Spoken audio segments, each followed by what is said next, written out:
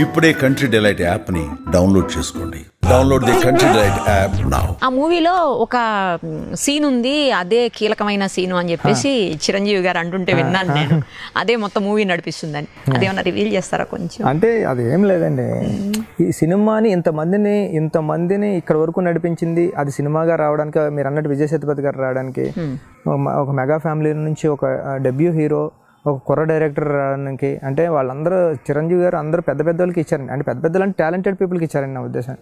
ఒక నేను ఏ సినిమా చేయలేదు, నేను ఏమీ చేయలేదు, కానీ నాకు ఒక సినిమా చిరంజీవి గారు ఇచ్చేసి నేను వెళ్ళి తీసుకుని పోను మా ఇంట్లోంచి కుర్రని, అది కూడా ఆషామాషిగా ఉండడండి. ఆ కుర్రాడు చాలా అందగాడు, సూపర్ ఉంటాడు, 6 feet ఉంటాడు, చూసిన వెంటనే లోలో పడిపోతామండి, అంత ఉంటాడు. అంటే ఆ అబ్బాయిని చూసినట్టు, వైష్ణవ్ చూసినట్టు ఏమనిపిస్తుంది అంటే అండి, వైష్ణవ్ చూసినట్టే టాప్ హీరో అయిపోతాడు అనిపించేస్తుందండి. అలాంటి హీరోని నాకు చిన్న, నాకు ఏం తెలీదు అంటే అలాంటి వాడికి ఇచ్చేసారంటే చిరంజీవి గారు ఇచ్చేసారంటే కారణం ఈ కథ అండి. అది రప్పిస్తుందండి అంతే అండి. అది అమ్మాయి వైపు నుంచి ఉంటుందండి, అబ్బాయి వైపు నుంచి ఉంటుందండి. అలాంటి కథ చిరంజీవి గారు ఇది నువ్వు చేస్తే బాగుండు అని చెప్పారు కాబట్టి అండి సినిమాలో చూస్తాను. ఓకే, యాక్చువల్గా మీకు ఎన్టీఆర్ గారు అంటే చాలా ఇష్టం అని నాకు తెలుసు కదా, కానీ మీరు ఎందుకని మెగా ఫ్యామిలీ నుంచి హీరోని తెచ్చుకున్నారు? అంటే నేను ఎన్టీఆర్ గారికి ఒక స్టోరీ చెప్పానండి. లండన్లో ఉన్నప్పుడు నాగపురంతో స్పెయిన్లో షూట్ జరుగుతుందండి. ఇది కాదండి, ఇంకోటి చెప్పానండి ఈ స్టోరీ కాదండి. రోజు స్పెయిన్లో అనే సాంగ్ షూట్ జరిగేదండి. అప్పుడు సుక్కు సార్ వాళ్ళు అక్కడికి వచ్చారండి, ఎందుకంటే రిలీజ్ టైం అయిపోతుందండి. సాంగ్ నా మనసు నీలో సాంగ్ జరుగుతుంటే ఎన్టీఆర్ గారు కూర్చునేవారు. అంటే లాస్ట్ ఇంకా ఆ సాంగ్ అయిపోయి షూటింగ్ అయిపోతుందండి ఆల్మోస్ట్. నువ్వు ఉండరా అన్నారండి సార్. స్పెయిన్లో ఉంటుంటే చలి, విపరీతం చలి. ఎన్టీఆర్ గారు ఇంకెవరు ఉండేవారు కదండి, రారా వచ్చి అనేవారండి, కబుర్లు చెప్పేవారు. అప్పటికే బాగా పరిచయం అండి. అంటే ఎన్టీఆర్ గారు ఎంత ఇష్టం అంటే అండి, నానపురంతో షూటింగ్ జరుగుతుందండి లండన్లో జరిగినప్పుడు నేను వెళ్ళి షూటింగ్కి వెళ్ళి ఫస్ట్ డే అయిపోయిందండి. సెకండ్ డే నడుస్తున్నారండి, ఎలా నడుస్తుంటే బుచ్చే అని పిలిచారండి. చూస్తే ఎన్టీఆర్ గారు ఉన్నారండి. ఇటు ఎన్టీఆర్ మనం పిలిచాడు అయినా లేకపోతే మనకేమైనా అనిపించిందా? ఫస్ట్ డే ఒక పెద్ద స్టార్, ఒక అసిస్టెంట్ డైరెక్టర్ని బుచ్చే అని ఎందుకు పిలుస్తాడు మనం అంటే అనుకుంటున్నామో అని మళ్ళీ నడిచి వెళ్తున్నానండి. నడిచి వెళ్ళిపోతున్నాను చూసి, బుచ్చే పిలుస్తుంటే పలకుండా వెళ్ళిపోతున్నా రాకుండా అంటే సార్ అనండి. సార్ నాకు మీ పేరు అదే మీరు పిలవడం ఏంటి సార్, నా పేరు ఎలా తెలుసు సార్ అంటే తెలుసు బై వచ్చి కూర్చో అన్నారండి. కూర్చొని ఇంకా అలా అక్కడ నుంచి అలా పరిచయం అయిందండి. అంటే ఎన్టీఆర్ గారి దగ్గరికి వెళ్తే ఏం ఉండవండి, అంటే నువ్వు అసిస్టెంట్ డైరెక్టర్ ఏం ఉండవని చెరిపేస్తాడండి. నువ్వు ఇటో వస్తావా నీ అటో వచ్చాను అంటారు. ఒక లైన్ ఏం గీరండి ఆయన, మింగిల్ అయిపోతా అంత స్టార్. అంటే ఎన్టీఆర్ గారు అంటే మా ఊరు రొప్పాడు వస్తే హోర్డింగ్స్ ఏ హీరోకి ఉండవండి, ఎన్టీఆర్ గారికి ఉన్నట్టు. ఆ కమ్యూనిటీ ఫిషర్మెన్ కమ్యూనిటీ నేను షూట్ చేసిన దగ్గర అంటే వాళ్ళ ఇష్టం చూస్తుంటే నేను ఎన్టీఆర్ గారికి అది ఫోటో తీసుకొని పంపుతుంటానండి. సార్ చూడండి అంటే నవ్వుతూ ఉంటారు. అంటే చాలా ఇష్టం అండి, అంత బాగా చూసుకున్నారండి. అప్పుడు స్టోరీ చెప్పానండి ఆయనకి. స్టోరీ చెప్తే ఈ సార్ మీకు కాదు ఎవరో కొత్త కుర్రాడికి అనుకుంటున్నా, ఇది కూడా కదండి ఒప్పని కూడా స్టోరీ అనుకుంటున్నాను ఏంటంటే ముందు నాకు చెప్పి అంటే ఎవరికో అనుకున్నది ఆయన ఎందుకు వినాలండి. అవును, ఆయన ఒక అసిస్టెంట్ డైరెక్టర్ స్టోరీ. అప్పటికే ఆయన రాజమౌళి గారు, సుకుమార్ గారు ఇలాంటి పెద్ద అందరితో చేస్తున్నారు. ఒక ఎవడో తెలియదు అంటే అన్నారండి. ఓకే అయితే చెప్పరా అన్నారండి. చెప్పరా అంటే చెప్తున్నారండి, చలికి వణుకుతే ఇద్దరు ఉంటున్నాండి. భలే ఉందిరా అని అంతా అనేసినారు అన్నారు. నిజం చెప్పారు, నీ కథ ఎవరి దగ్గర దెబ్బసే కదా అన్నారండి. అప్పుడు అనుకున్నానండి, అంటే నేను ఏమనుకున్నానండి, ఒక కథకు కావాల్సిన గొప్ప కాంప్లిమెంట్ ఏంటంటే స్టోరీ ఉండాలా, స్క్రీన్ ప్లే ఉండాలా, మంచి ప్లాట్ పాయింట్ ఉండాలా కాదు, ఎవడన్నా చెప్పినట్టు మనకు దెబ్బలు అనిపించాలి, అదే గొప్ప అనిపించిందండి. అంతే కథ కావాల్సిన గొప్ప కాంప్లిమెంట్ అదండి. మనకి ఎందుకు రాలేదు ఐడియా అనిపించాలి. అవును, అలా ఎన్టీఆర్ సార్ అప్పటి నుంచి ఇప్పుడు కూడా షూటింగ్ జరుగుతున్నప్పుడు చరణ్ గారు ఇద్దరు కాల్ చేస్తుంటారండి. నాకు ఇద్దరే హీరోలు బాగా తెలుసండి. చరణ్, నేను మహేష్ గారితో వర్క్ చేసి మహేష్ గారు కూడా రోజు ఇంటికి వెళ్ళివ్వండి అండి. అప్పుడు వన్ నేను ఒకనే టైంలో అంటే ఎవరండి వాళ్ళ అబ్బాయి ఉంటాడు కదా గౌతమ్ అప్పుడు వన్ నేను ఒకనే యాక్ట్ చేశాను. సుక్కు సార్ అన్నారండి, సడన్గా వచ్చేస్తే భయపడతాడరా, ఒక అసిస్టెంట్ డైరెక్టర్లు 2-3 వెళ్ళి కొద్దిగా మనం రోజు ఫ్రెండ్ లాగా పరిచయం అవుదాం అంటే మహేష్ గారు క్లోజ్ అండి, నమ్రత గారు ఆ టైంలో. అంటే వాళ్ళందరూ అంటే పెద్ద అప్పుడు నమ్రత అప్పుడే పుట్టిందండి, ఎవరు సితార. జస్ట్ నేను ఇలా లోపలికి వెళ్తారు, భలే ఉంది అంటే క్యూట్ కంటే ఆమె తీసుకొచ్చి చేతిలో పెట్టేశారండి.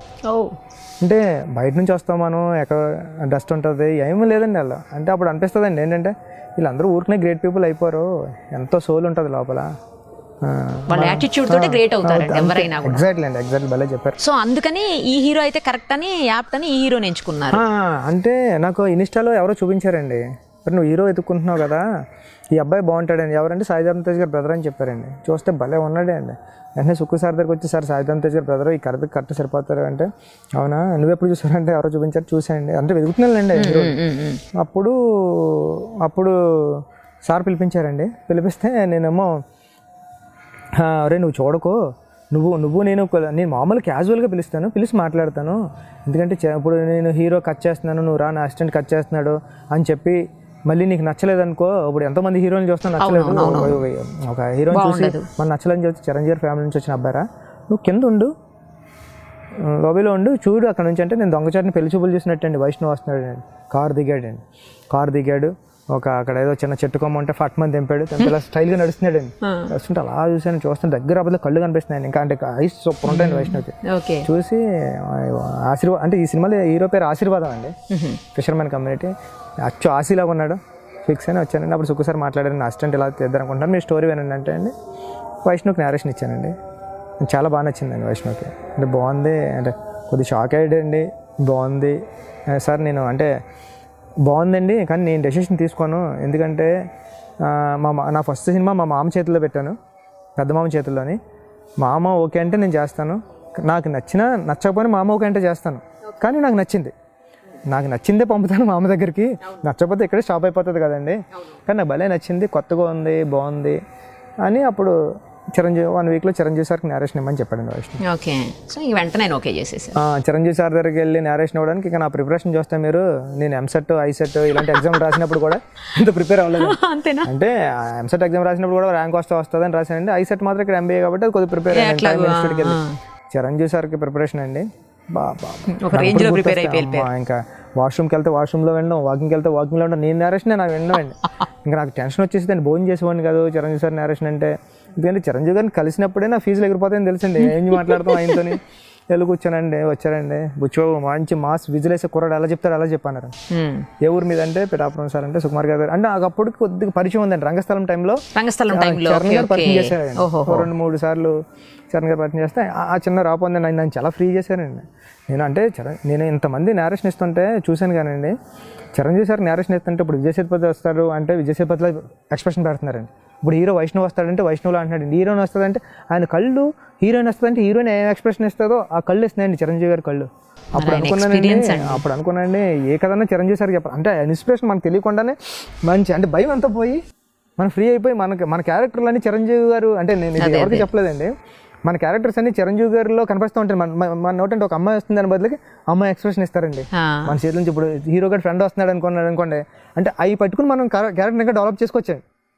ఇప్పుడు హీరో ఫ్రెండ్ ఉంటాడండి, అటు తాలింపాడు వస్తుంటాడండి అంటే అవునా అండ్ ఒక బాడీ లాంగ్వేజ్ పెడతారండి చిరంజీవి గారు అరే అని అంటే ఇంకా అప్పుడు అనుకున్నానండి ఎప్పుడు లైఫ్లో ఎప్పుడు కట్ చెప్పినా చిరంజీవి సార్ ఫస్ట్ చెప్పేసి మనం రాసుకోవచ్చు బాగానే ఏ హీరో అయినా. అవునండి. సో మీకు అంత క్లోజ్ కాబట్టే ట్రైలర్ని ఎన్టీఆర్ గారితో లాంచ్ చేయించారా? అంటే ఎన్టీఆర్ సార్ అంటే చాలా ఇష్టం అండి. నేను మొన్న ఒకసారి క్యాజువల్గా వెళ్ళానండి, నేను మైత్రి మూవీస్ రవి గారు వెళ్తే అడగడానికి భయపడ్డానండి. ఏమంటారో అంటే క్లోజ్ ఉన్నారు కదండి, అడగలేము కదండి, అంటే వాళ్ళకి ఎన్ని ఉంటాయో, ఆయన ఏం చేస్తున్నారో చేయరు, కొన్ని చేస్తారు కొన్ని చేయరు. మనకి వైష్ణవ్ నువ్వు నేను అడుగుదామంటే వైష్ణవ్ అడుగుదాం సార్, తారక్ ఖాన్ అంటే నాకు ఇష్టం అనేదండి. కానీ నేను వైష్ణవ్ రాకుండా నేను రవి గారు వెళ్ళాను, మైత్రి మూవీస్ ప్రొడ్యూసర్ రవి గారు వెళ్తే సరదాగా చేద్దాం రా, ఎప్పుడు ఎక్కడ ఎలా కలితే అలా పెట్టుకున్నాను.